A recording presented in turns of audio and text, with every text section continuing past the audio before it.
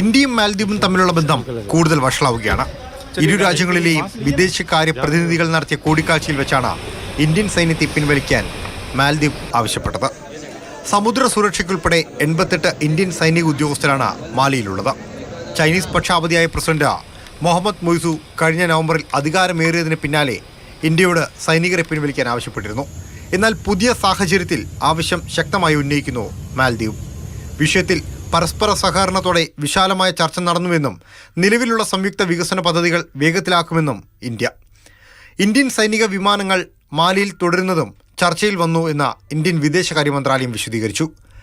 ഞങ്ങൾ ചെറിയ രാജ്യമായിരിക്കാം, എന്നാൽ ഭീഷണിപ്പെടുത്താൻ മറ്റൊരു രാജ്യത്തിനും അധികാരമില്ല എന്നാണ് മാലദ്വീപ് പ്രസിഡന്റ് മുഹമ്മദ് മൊയ്സു കഴിഞ്ഞ ദിവസം പറഞ്ഞിരുന്നത്. 5 ദിവസത്തെ ചൈനീസ് സന്ദർശനത്തിന് പിന്നാലെയായിരുന്നു ഇന്ത്യയെ ലക്ഷ്യമിട്ടുള്ള പ്രസ്താവന.